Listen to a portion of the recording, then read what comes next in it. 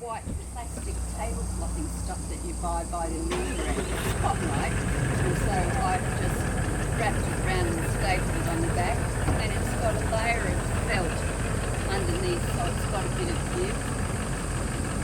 And so then I always use, and that's not, I mean, you can or you can't, it doesn't matter. When you're painting a dome, you're always going to get more on there. So I use pieces, that's a half metre and I've just doubled it over so that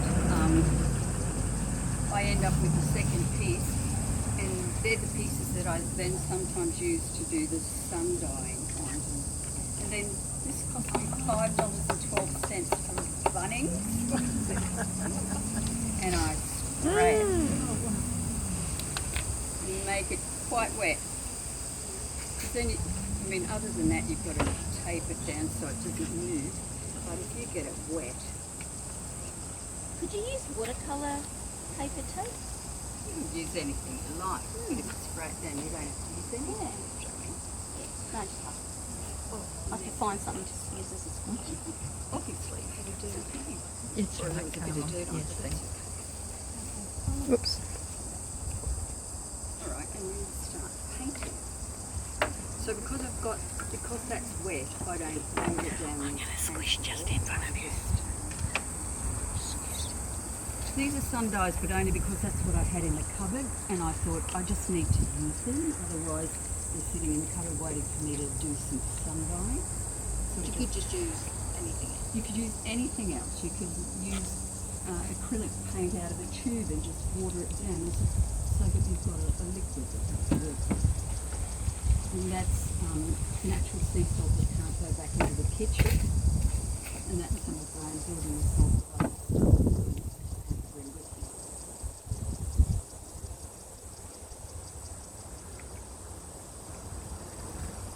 And then you get some of these from the cheap shop, but you cut them, sort of tight, and they're just hopeless, those kind of bits, so just cut them off. So I just moisten them, and then start with the colour, and then I just start painting. And because the fabric's wet, the paint will run.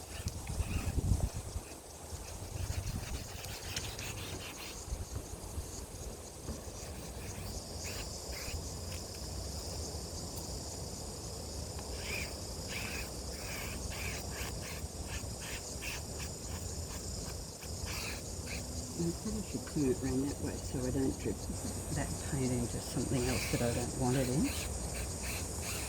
And clearly you can just do this abstract kind of thing, or you could do a deliberate kind of landscape if you want.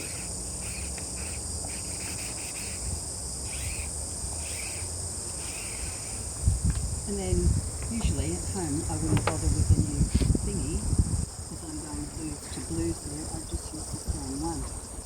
But you know how you do different things when you're out.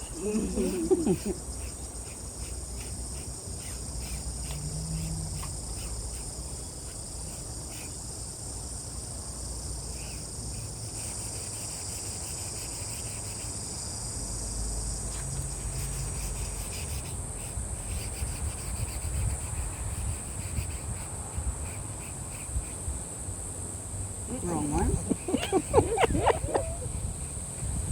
That's totally unimportant. And then get the last one on.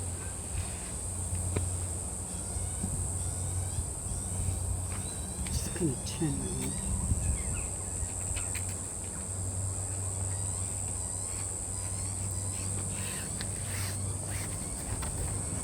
That's very red.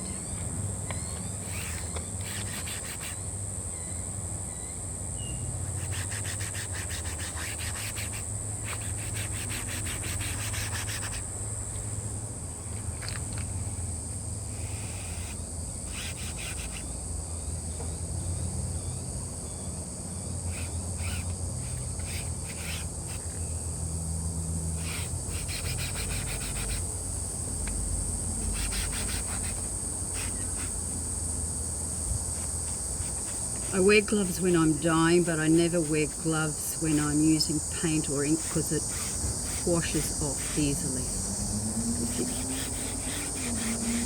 And I used to be a potter before I was a quilter, so I really do like to get messy.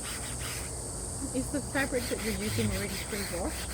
No, it's just some prepared for dyeing fabric, so it didn't need to. No sizing. It's got no sizing on it. And then I just, once you get to that point, you kind of do some mixing.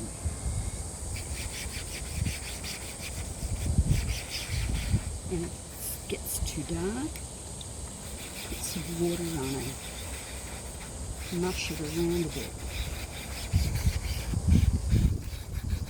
And if you drop a bit, you make it look like it was deliberate.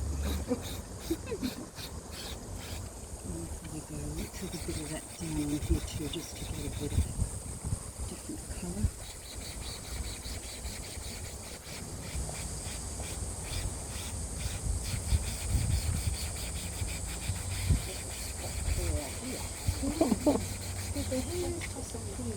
To lock up. Because we're heading out now. Has somebody got the keys to lock up underneath? Oh, there you go. So you're right for looking up. Are you here again? So you can play as long as you like doing that. And then if you use some salt, you can just sprinkle salt anywhere, or you can kind of create some lines.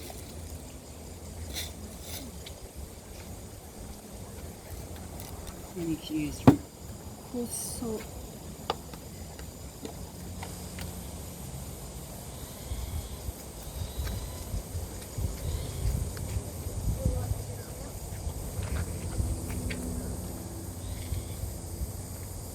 And if you wanted to put leaves on it, do you do that? You could, yeah, you absolutely could. As long as you do it while it's wet and it's not windy enough that the leaves are going to blow off on you.